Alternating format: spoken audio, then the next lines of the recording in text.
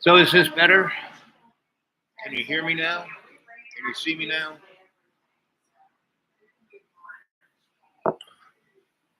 Anyway.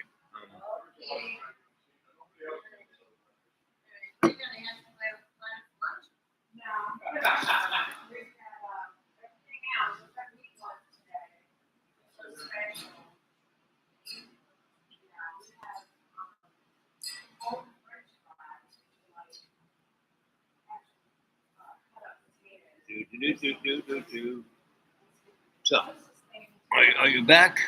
Is everyone home? Do you see me now?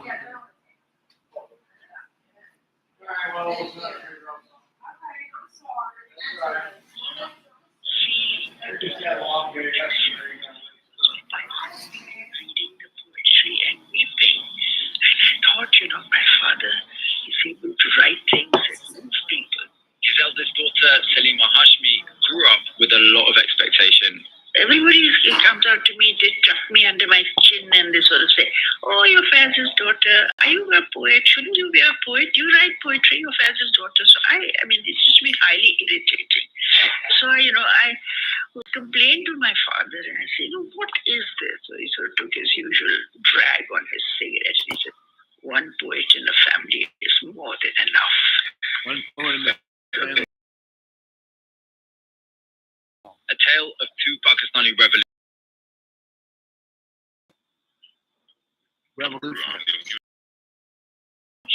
Israel's Prime Minister Benjamin Netanyahu has said the agency for Palestinian refugees must be shut down. A number of donor countries have suspended their funding of the agency Those in Palestinians, response they to gotta accusations die. by Israel that at least We can take 12 their land. members of staff And that oil. took part There's in oil the and gas. October 7th attack my by back. Hamas. Sebastian Usher has this report. The UN Secretary General Antonio Guterres has said that UNRWA is the backbone of all humanitarian work in Gaza. But according to the Israeli Prime Minister, it's totally infiltrated with Hamas. Speaking to a group of UN ambassadors in Jerusalem, Mr. Netanyahu said that it needed to be replaced. The heads of other UN aid agencies have warned of catastrophic consequences for the people of Gaza as a result of a suspension of funding by many of UNRWA's key donors. Palestinian health officials say the situation at the two main hospitals in Khan Yunis in southern Gaza is becoming desperate. Oh, it's Both have desperate. run out of food, and the spokesman for the Hamas-run health ministry said wounded patients might soon start dying. Ooh, they might start dying. I think they've been dying for a long time. Some of the world's biggest social media companies of willfully failing to protect children Like from the beginning, that was the idea. TikTok, Snap, X, and Discord. Guys, if you don't know this is scripted, if you don't know, Lynn Sid said this has all been foretold. I'm no kidding. Like I said, humans are habitual. There you go. There it is. Co-state one of those bills, Kids Online Safety Act, another bill, Child Sexual Abuse Material Act. This chips away at tech companies' legal protections to allow victims to sue them. It's interesting because during the hearing, X's Linda Yaccarino said that she would endorse that. So that would be seen as a win for lawmakers. So that's what they essentially want. And they kept asking them throughout the hearing, will you commit to this? Will you commit to that? And many of them were not forthcoming with it. Protesters have clashed with riot police outside the Argentine Congress, where legislators have been debating the radical economic reforms proposed by President Javier Milei. The opposition says the proposed measures will penalize the poorest in society, but the IMF has praised Mr. Milei's program, which it says will restore stability. Here's Leonardo Russia. Officers fired gas canisters to force the crowd back from the Congress building in Buenos Aires. Protesters hurled bottles and stones at the security forces. The bill, with more than 350 articles, introduces cuts to public spending and the privatization of most state-owned companies. Mr. Milei, a right-wing economist, has been in office for less than 2 months. He says this is Argentina's best opportunity to reverse economic decline caused by decades of populist government. BBC News. The FBI has said it's dismantled a cyber hacking network which it said had been targeting U.S. infrastructure on behalf. Get the chance to be here. His feeling that he was a magician was very And I saw people reading the poetry and weeping. And I thought, my father is able to write things that move people. His eldest daughter, Salima Hashmi, grew up with a lot of expectation. Everybody comes out to me, they tuck me under my... Get the chance to be here. I'm from Phoenix, Arizona. I'm her glass. Stay with us.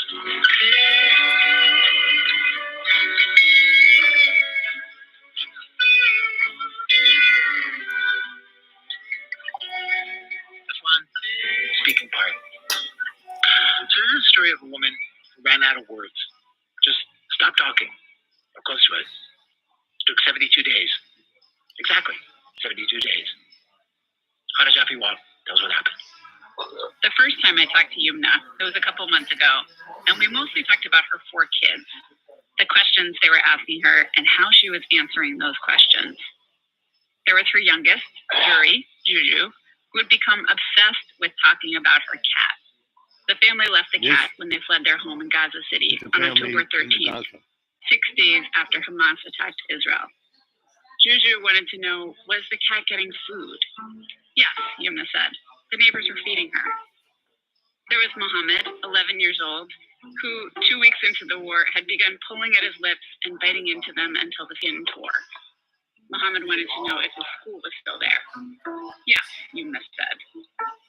Serene, 8 years old. Every time the family fled, she always wanted to know where they would sleep and would they be able to sleep together. Yes, Yumna would reassure her. We will all sleep right next to each other. The trickiest was Aline, Yumna's oldest, her 12-year-old. Aline is always worried about her friends, especially that she can't reach them. She tells me sometimes I don't want to call them because, when they answer, it means that maybe they're not okay. Maybe something bad has happened to them. And I think that this is the most idea that scares her. And that's why she doesn't even try to most of the time. I talked to Aline a little bit about this too. Here, let me give you a link. Thank you. Say hello. Hello? Aline told me she has 5 close friends. They're a crew. I called them, but they don't have signals. So you can't keep in touch. So I don't know anything about them. So I have a friend. She has a little brother. Mm-hmm. He's 2 months. He's 2 months just. So he's so baby. They're now staying in their car. I told her, so you don't have any cousins, you don't have any aunts in Rafah, you should go to them. She told me, yes, I have, but the car is not have fuel, so I can't go. But after that, she didn't call me or send me any messages or answer me to my messages. So I can't do anything now. So she told me maybe something bad has happened to her. What if something bad has happened to her? I told her we would have heard. Something bad has happened to her, we would have heard. I would have known. They seemed like the right words to say, even if Yumna had no idea if they were true. With Aline, with all her kids, Yumna's strategy was to sell them on her own certainty, even if there was no reliable information on who was dead or who was alive. She wanted them to believe there was, and she had it. Yumna would summon all the authority she had as a mom who knows things, and Yumna's a journalist. She reports for Al Jazeera English in Gaza. So she hoped Aline would look at her, someone who has spent almost a decade tracking down records and information, and believe that, of course, Yumna would know if her best friend was dead. I told her, we know by the family and family is killed, the bombardment, the names of those people killed are all out in a report, and I would have seen the names. I would have told you. Would you have told her? No. Yeah. No, I would definitely not. I mean, considering the problem is that the area that Dima, her best friend, was in, that's Hamad City. There were so many casualties, so many people killed there, so many people injured. And honestly, I don't know what else to tell her. I don't want her to have that thought. Like, Aline breaks down a lot. Like, she's the eldest and she understands more. But even the younger kids were understanding more than Yumna wanted them to as the war went on. They were starting to worry about everything that was happening in the parts of their world they could no longer see. What was still standing? Their school, their cats, their friends. And Yumna just kept trying to convince them. It's all still there. Like, I don't think they really believe me, because sometimes they tell me, how would you know? And Muhammad has a friend from a family, and so he heard that the family was killed in one of the airstrikes. And he came and he asked me, do you think that Yamin was killed too with his family, or did he survive? I said, it's probably not Yamin's family. It's probably another family with the same name. He's probably somewhere safe. You don't have to worry about it. So I tried to, but and then he just stopped asking. He doesn't ask me about anything anymore. And neither does Aline. So I think it's either they're not convinced by the answers, or they just feel that they don't want to know.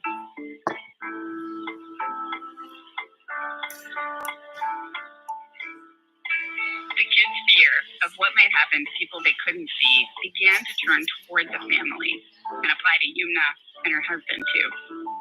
When Yumna went out reporting, her kids begged her to stay home. And not just home, but in the same room, right next to them. They wanted all 6 family members together. They didn't want to let anyone out of sight. Yumna told me they'd repeatedly ask a question I'd heard other parents from Gaza talk about too. Her kids would ask her, if we die, will we die together? At first, a week, 10 days into the war, Yumna would wave them off. You're not going to die. Then, after a month passed, her answer changed to, you're always safe if you're in mommy's arms. Until finally, after more than 50 days of war, Yumna landed on this answer. Yes, we will all 6 die together. As soon as she said it, she could see her kids were relieved. It was the one thing she could say that she could tell was actually comforting to them. That's where things were for Yumna and her family. 61 days into the war, they'd relocated 5 times. The kids were asking harder questions, except some questions which they'd stopped asking altogether. Words were more and more difficult, but not yet impossible. Then there was a shift. Yumna and her husband got word that she had permission to leave Gaza with the kids, but not with her husband. Yumna's parents and siblings are in Egypt. She has Egyptian citizenship. The kids do too, but her husband does not, even though they've been married 16 years. Immediately when they got this news, Yumna's husband Salah started lobbying her. He was telling me, Yumna, you have to take evacuated. He told me just take the kids and leave. Yumna told him no, she couldn't bear it. No, he said, you have to go. You have to take the kids out. It was late. They thought they were talking quietly, but Aline, their 12-year-old, was always listening. Yes, she actually heard her dad telling me to just take the kids and save them. And she screamed, Dad, what are you saying? We're not going anywhere without you. And we're not going to leave you here. We're not going to leave without you. What if something happens to you? And he even told her, Aline, this is our call. We decide. We're your parents. And she was like, no, you don't get to decide this. We are not going to leave you. No one is going to leave you. They let it alone until morning. They had a week to decide. Their names would be on a list at the border for that week, and then the window would close. When I talked to Yumna, it was the middle of that week. At night, they debated, Yumna and Salah whispering after the kids went to sleep. And during the day, Yumna would quietly turn everything over in her head. Should she take the kids and leave him? Like, for me, my husband, like, we fell in love and we got married. It wasn't just like a regular marriage or anything. We're from two different nationalities and two different worlds, and we had this really nice relationship, and we made a nice family. We traveled here and there, and like he's a part of me. He's a part of my heart. I can't just leave him. Like, if I were to leave him, I'd be ripping a part of my heart apart. Even if it might save your kids' lives. I'm not going to lie to you and tell you, no, I didn't think like that. Of course I did. I did, but I felt the guilt to even think like that because he's part of us. He is a part of me. So, are you getting this? This is a family who was caught in the Gaza Strip. Husband's Palestinian. The wife was Egyptian. She had an Egyptian passport. She was on the list to get into Egypt. The kids had Egyptian passports. That husband was going to have to stay behind. Well, here I am eating a nice breakfast, and I just ordered my lunch. These people haven't eaten for 100 days. Right? Can you imagine what's going on there? But that's only the Strip. Can you imagine what's going on in Darfur, Sierra Leone, Alabama? There's 5 wars going on in Africa. Over 1 million people have died in the year 2023 of war in Africa. Million. Almost 1 million people have died. Oh, thank you, dear. You're welcome. That's good. Yep. So those people haven't eaten. I just had breakfast, and now I'm having lunch.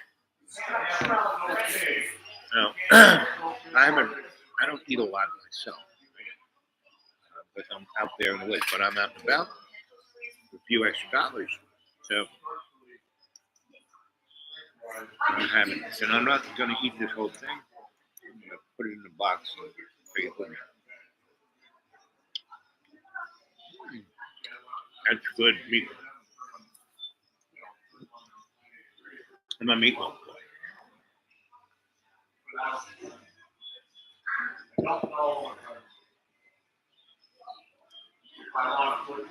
So,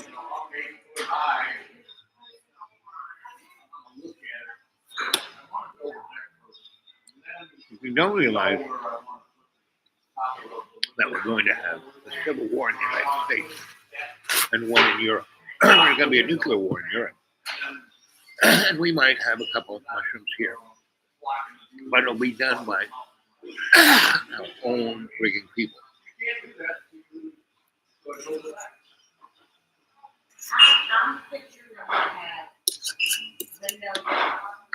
Have you ever seen Dr. Strangelove and How I Learned to Love the Bomb? Well, watch that. That movie's almost 70 years old. Sweetheart, I have a small box to go in the bed.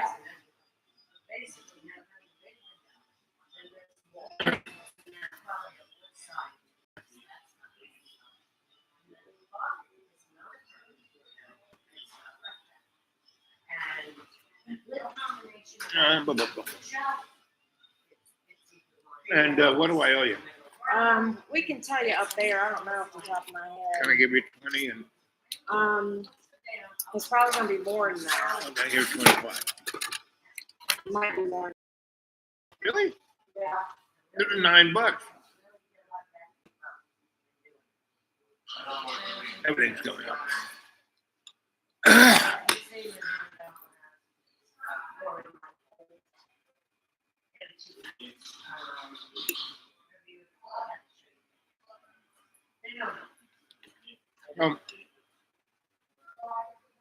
What I can do is look at history, right? This is just repeating history. That's what I was saying. I was reading the Bible last night. And it's a period where I'm not quite sure what it 1711. I just didn't realize you had only got the sandwich. Yeah, I only got you keep that. Okay. Put that in the box. Okay, thank you. Yeah, babe.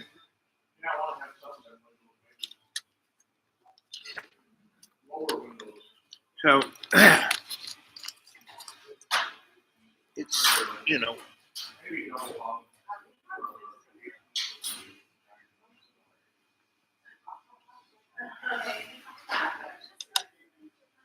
go read H.G. Wells' Short History of the World. Very good.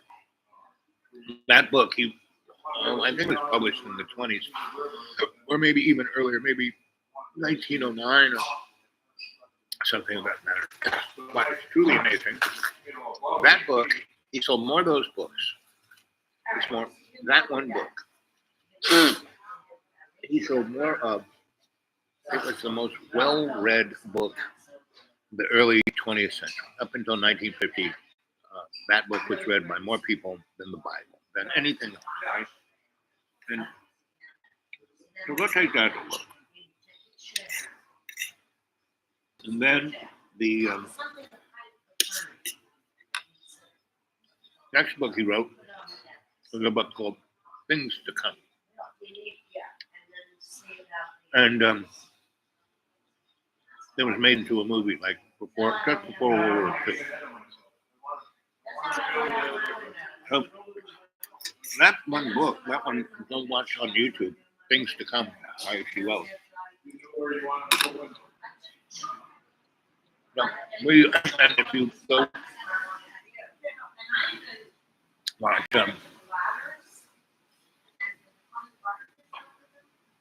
Star Trek by Gene Roddenberry, actually like a Gene Roddenberry before he started writing scripts in Hollywood. And he was the guy who fixed the script up like Wagon Train and Gunsmoke and things like that. And he worked for Desi Lu. So he was working for Lucille Ball. And they were up there, hey, I want to do this thing, CBS has Lost in Space. And ABC has Ways Beyond the Sea. Let's do Wagon Train in Space. That was supposed to be Star Trek. But he got the green light. And what that show was a thing to show the TV audience what was to come, right?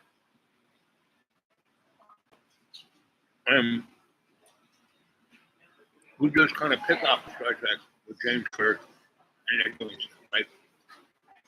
But 10, 15 years later, when they did Next Generation, the first one, Thingamajig had fire point right on the edge of known space, and they bump into Q, right? And Q throws them a million light years into over there, and they get exposed to the board, and then he pulls them back, and he does this thing where he shows what Earth was like right about now. After all the kind of wars and things were thrown out of what this was into more like caveman times with machine guns.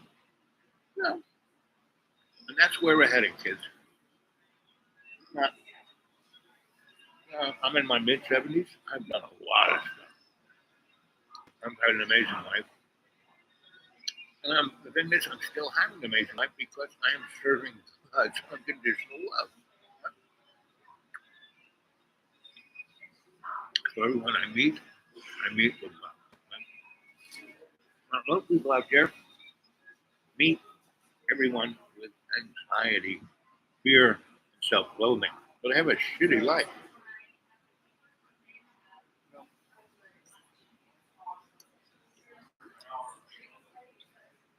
When I'm out and about, like Walmart or supermarket, or here and there, people look at me and look at me like, look, it's Santa. And my gift is, I'm Bob, Santa's younger brother. I take care of the naughty and nice with. Are you naughty or nice with? And I start talking to him about stuff.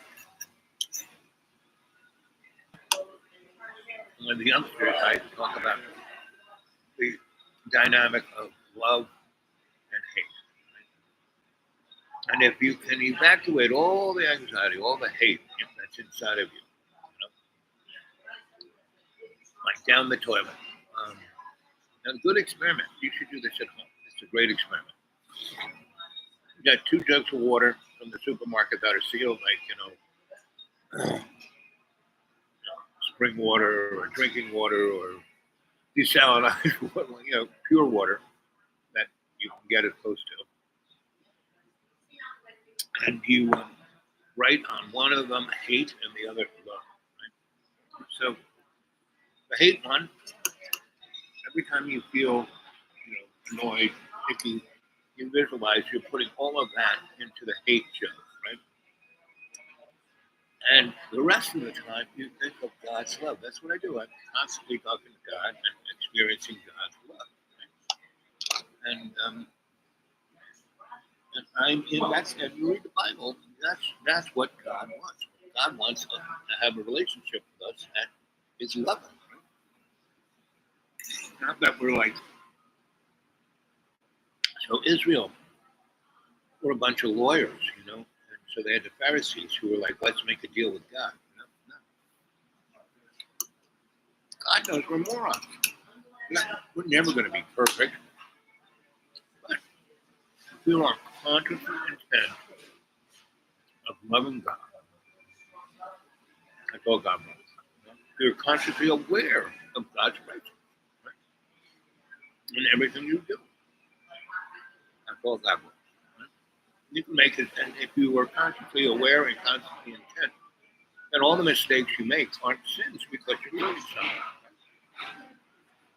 Now, the thing that has been going on in Israel has been going on in Israel forever, and especially since 1947, and it was set up by the French and English, so they could distract the Arabs and everybody else, but it could go pretty well.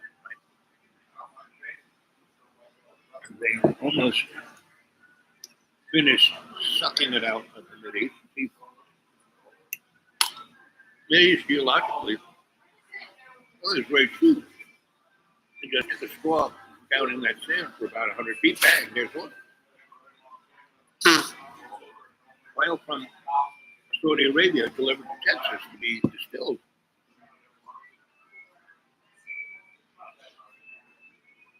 Is that 55-gallon barrel costs about $1.50, not $75. $75 is what the going rate of that barrel. It's amortized, right? So that's how they can charge what they charge at the pump. So there's all this stuff. Our lives are. Nikola Tesla, discovered zero-point energy in the 1870s, 1890s, out there in Colorado Springs. Came back, he built the Warden Cliffs industrial demonstration model, wireless transmission of electricity coming from 0 point. And JP Morgan said, well, that's nice, but, how can we make money?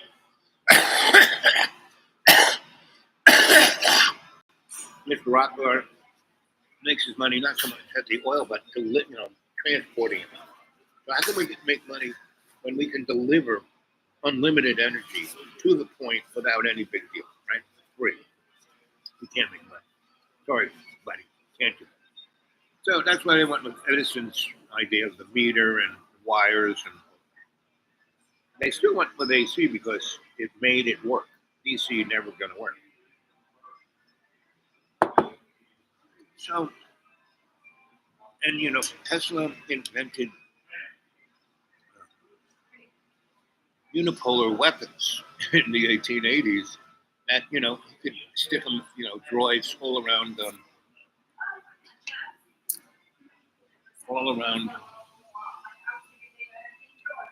our coast. Anyone? Woo!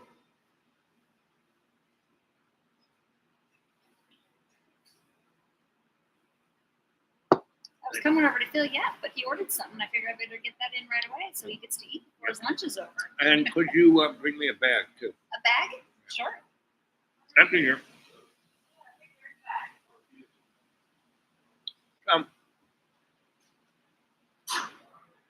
Here we are talking about 30 minutes. And good morning, good evening, good afternoon, wherever you are. Welcome to Dreamy Dreamland. I am your sensei, Al Bob. Don't believe a word I say. This is just a story for entertainment's sake. You know? Just like everything else you hear and see and watch. Don't believe it. So look at our, political. We have Jojo, the used car salesman from Delaware. Donnie Chimp, the game show host. He was a game show host for 10 years for a thing called The Apprentice, and he was the apprentice to be president. Right? He's doing exactly what is scripted, everything he says. Because you take what he's saying and what Jojo's doing.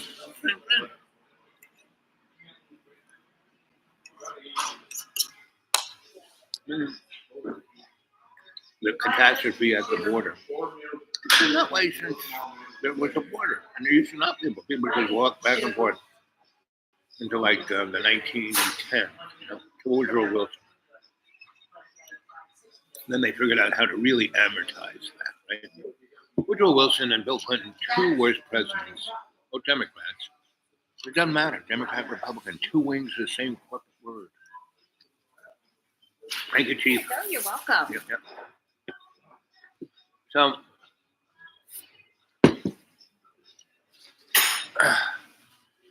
what really matters is what are you going to do, right? I made a lot of money, and I spent it all. But at the point where I was making the most money is when I died in 2014. And, when I had my life review, everyone was patting me on the back. It was big thing, welcome home. And I was in the basement of the Catholic school that the nun murdered me. And the roof was about 6 feet, right? And that smell of crappy food and, you remember that smell of vomit and the green stuff that was throwing it? That was and there was a big sheet cake that was like a tortilla, and it had that, it said "Welcome Home" on it, right? And the letters were done in that green stuff that they throw on the bottom, right? And there were balloons, and everyone had party hats, and everyone was patting me on the back. What a great job I've done, blah blah blah. And I kept saying, "I have done," right? Meaning, not that you did, right? So the tense was that, hey, you're not over. And then when my master, my teacher, my number one teacher, my number one teacher is God, right? And Jesus. Those are my true masters. That's who I'm a slave to. But in physical, I had a teacher named Akash, right? And he was, one of those characters that was, a high-ordered, esoteric Buddhist priest. Kind of like the Dalai Lama, but different flavors, just like Methodist and Baptist, different flavors. And then, how many people have a teacher like that?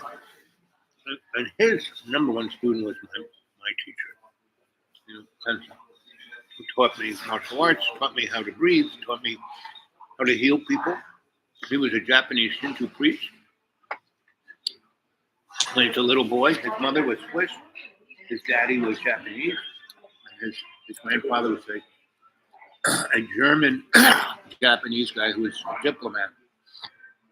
So he came from a pretty well-to-do family, and his father, instead of being a samurai, became a Shinto priest, and so did his mother. And so they were in the temple right where Hiroshima or Nagasaki. There's a river that goes through Nagasaki. There's an island. The temple's there. There's a bridge that goes between the two. And the bomber used that island as ground zero. And all those priests were dancing and had their prayer wheels.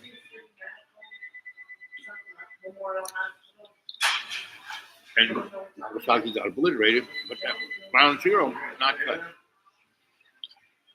And they went out and grabbed about 60,000 people, brought them to the island, and worked on them from the burns and the radiation, and those people survived.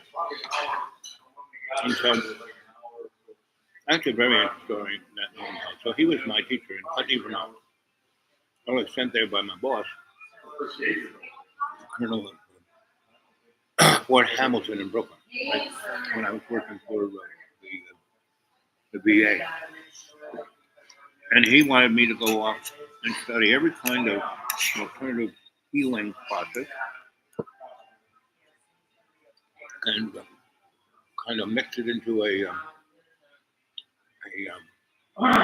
duality or modality, a process that the VA could use. And that was 1971. And so most of the time I was with the VA, being an alternative service guy, I was learning. I was sent to I went to school to become a osteopath. I studied Chinese medicine in New York.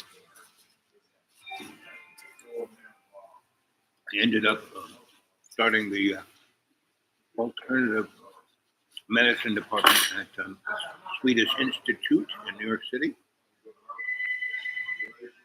And that's all before the age of 22. So I've always been in service. Right? It's way more fun to do that. Instead of, just thinking about yourself and what next toy you want.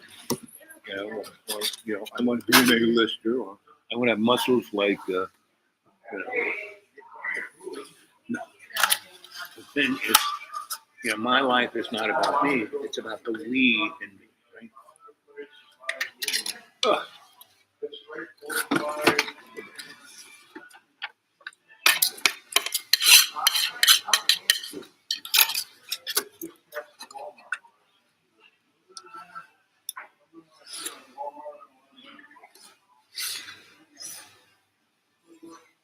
So good, I'm making a plate. Oh, I love hearing that. Perfect. Yep. Good.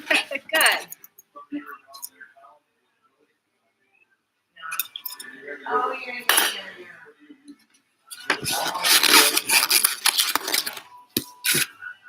So, take a listen to this. They talked about it for a week, and then their time was up. Yumna told me she had made a decision. They were staying. All 6 of them.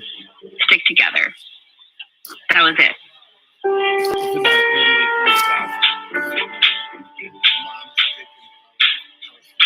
I didn't hear from Yumna for a while. There were communication blackouts in Gaza, no electricity. But I could see she was out reporting, interviewing kids in camp who told her their stomachs ached from hunger, talking to women living in tents who were trying to manage their periods without menstrual supplies. And then, on December 21st, I was surprised to see a post from Yumna saying she was in Egypt. Hello? Hi, Yumna. Hi. Hi. I'm really sorry it took me a lot of time to answer you, but it has been, really a very difficult time. She said in the middle of the month, her kids had started going hungry. Juju, her youngest, had stopped asking for food altogether because she knew there wasn't any. The phones were in and out. There was almost no internet. They had very little contact with the outside world. And then, one night, Yumna got a call. 9 p.m. on Wednesday, 9 p.m. My dad found a way, and he connected with me, and he told me that your names are all on a list, and you need to travel tomorrow morning. You need to leave because your names are on a list.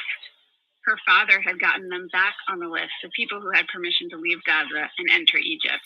They had another short window of time to leave, but her husband Salah was still not on the list. Salah immediately pushed, harder than he had the last time. He said it's a message from God that you need to leave with the kids. This is the right choice now. You need to save yourself now. The 3 other families Yumna and Salah were living with, they joined in too. Yumna, you need to go. Just go. Go. We're all waiting for that chance. We're waiting to be able to travel. You're not doing anything wrong. The wrong thing is that you would stay here. And her parents from Egypt. Yumna, you need to think about the kids. These are, like my mom, she told me, the kids, they're a gift from God and you need to protect that gift. What actually changed things for Yumna was when her dad called back and said, take Salah with you to the border.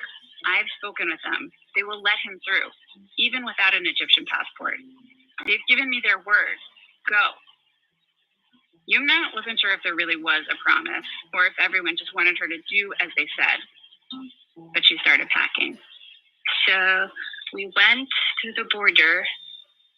The Palestinian side was telling my husband that his name is not on the list and that he can't cross with us. So I told them we're not going to cross if you don't let him cross, and he's a father. What about these children? Like they need their father. I need my husband with us. They told her, you'll just get to the Egyptian side and they'll send him back. So let them send him back, Yumna said. Don't you stop us. So the Palestinian guards let her family cross to the Egyptian side, where they sat and waited for 8 hours. Her husband, Salah, sat right next to her, whispering into her ear nonstop. Yumna, you listening to me? Yumna, you have to go without me. And he was literally the 8 hours just telling me that I need to leave. I can't go back with him. I need to save our kids' lives. He reminded me how much we have struggled with water, how much we struggle with food. What are you going to do if we end up moving in tents? How are we going to keep them warm? How are we going to keep them safe with no toilets, with no water? He told me I'm going to be okay. I'm one person. If I don't eat, it's okay. If I don't find enough water, it's fine. I'm an adult. How are you feeling during that time, Yumna, when you felt like it was really surprising. I felt deeply in my heart that he's going to cross with us. It's going to be okay. I just told him, don't worry. I know it's going to be okay. And he was like, okay. Inshallah, it's going to be okay. But are you focusing with me? You need to go. Like, are you listening to what I'm saying? You need to go. Like, he was telling me that this is the only choice that we have for us to continue saving their lives. So 8 hours later, they actually just called our names and gave us our passports, all of us, with no problems at all. They passed through, made it to Egypt, all of them. So when we just entered my dad's home in Egypt, my husband, he got into the room and he broke down and he cried. He cried so hard. Like he cried his heart off. Mm-hmm. And I just looked at him and I closed the door. I just told him, you know what? I think you should cry. You need to cry. Had you seen him cry like that before? Never seen him cry like that. I was really hoping that I could do the same, but I wish I could, but I just felt like I just want to be quiet. When she got online, Yumna saw that Al Jazeera was reporting her cameraman, Samer Abu Daka, had just been killed by an Israeli drone strike. She said nothing and didn't cry. She saw messages from the families they'd been living with in Rafah. They told her right after she left, an airstrike had landed so close to the house that all the windows shattered. Meanwhile, in her parents' home, all around her, everyone was busy. Her kids, her husband, they were re-entering the world, reacting to everything, to the food and beds and lights. My dad was telling Juju, my 5-year-old, Juju, come on, let's take a shower. And she told him there's no water to shower. And he was like, no, we have water here. And he told her to come, look. He took her to the bathroom and he opened the tap and water came out. And she was very excited. She was like, oh, we have water. And he told her, we have hot water too. And she was like, mommy, they have water in the shower. They have water in the tap. And my dad, he cried. He hugged her. He cried. He told her, I'm sorry. I'm so sorry that she lived all this. And every single detail went on like that. Oh my God, you have this. Oh my God, you have that. Oh my God, I miss this so much. Even the simple things in food and drink and so on. When Juju was like, oh my God, water, and she was excited, and your dad started crying, how did she respond to seeing her grandfather cry? Did you make it to? Well, she cried too. He was hugging her, and she cried too, and then he cried so hard. And I felt like it was easy for everyone to actually cry and bring out their emotions, and even the kids and everything.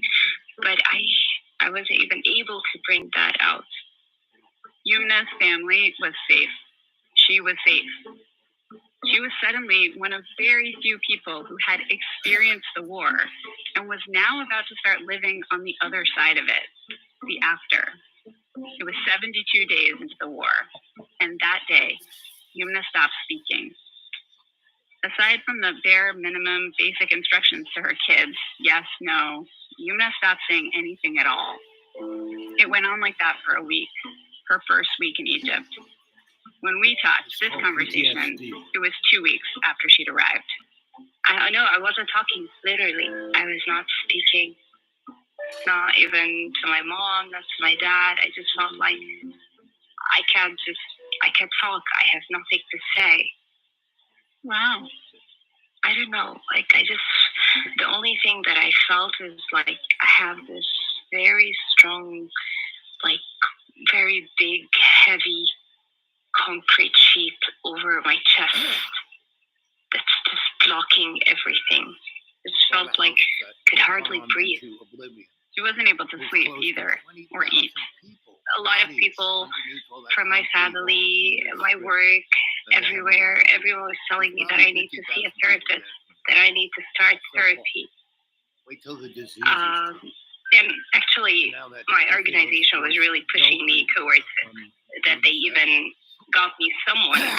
But I literally just opened the laptop and I slammed it back because he just kept on asking me questions like, how do you feel?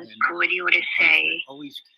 I didn't have the ability to bring out words from my mouth because words feel like they feel wrong when you're like, because words feel very, very simple and very light.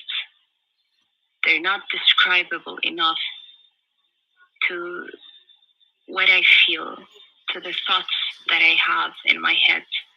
There are things until now that I can't speak to anyone about.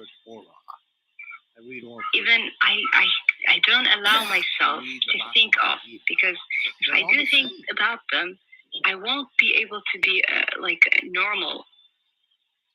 I've seen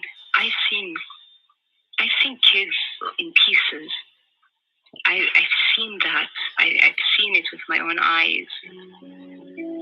I don't want to express these things because if I do let them out, I express them, then I start dealing with their consequences.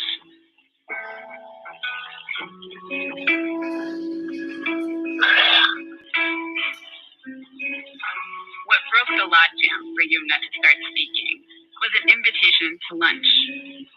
A week after they'd arrived in Egypt, she and her husband visited a family of Palestinians they knew from Gaza, who are now in Egypt. They all sat, ate food, and she talked.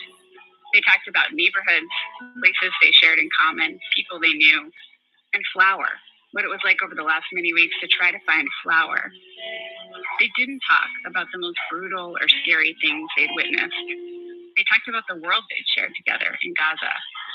That's what did it.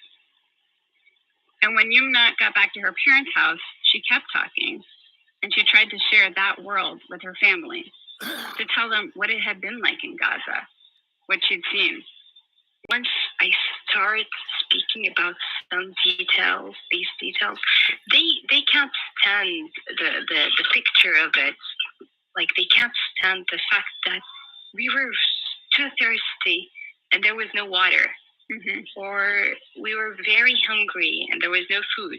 We weren't able to get food or to find food.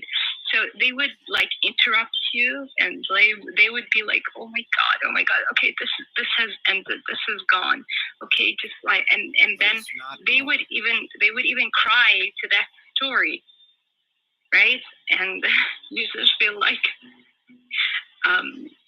you haven't even said anything about all this. Yumna was speaking, but you could never get anywhere.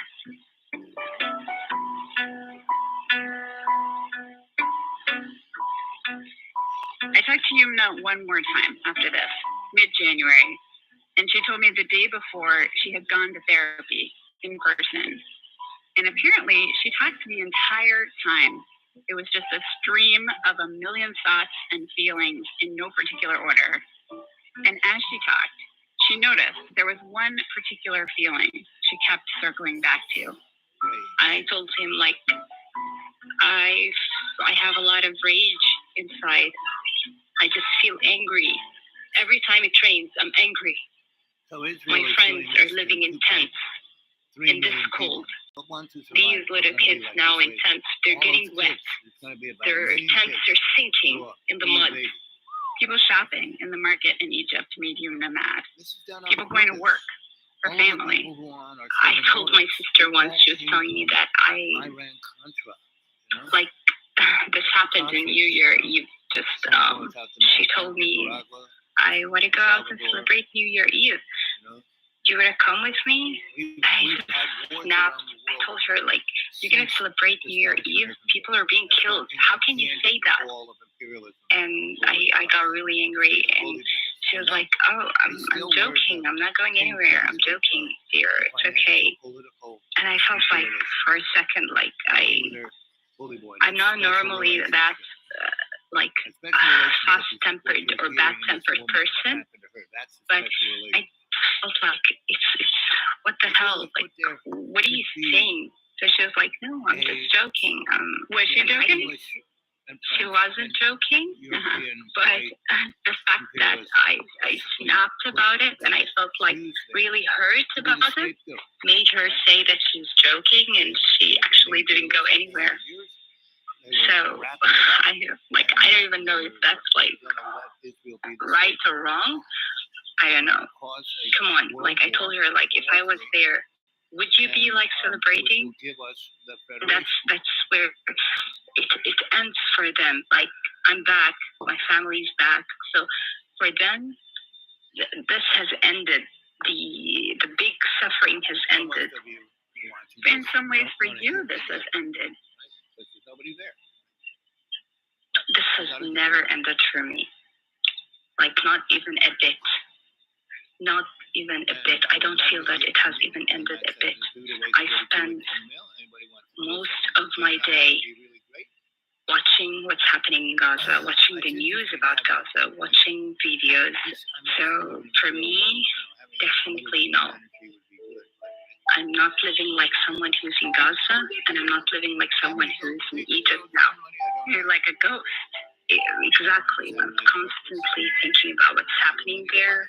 I don't feel like going anywhere. I don't feel like interacting with anyone. I don't even feel like talking to people. And I just want to spend this time looking at what's happening in Gaza. That's where Yumna is, more than 100 days into the war. When she does talk, most of the time what comes out is rage. Hope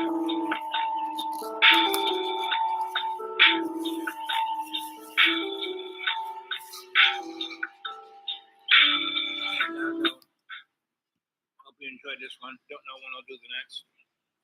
Again, send me some cash at the PayPal. That'd be nice. Rate, comment or two. Subscribe. Thumbs up.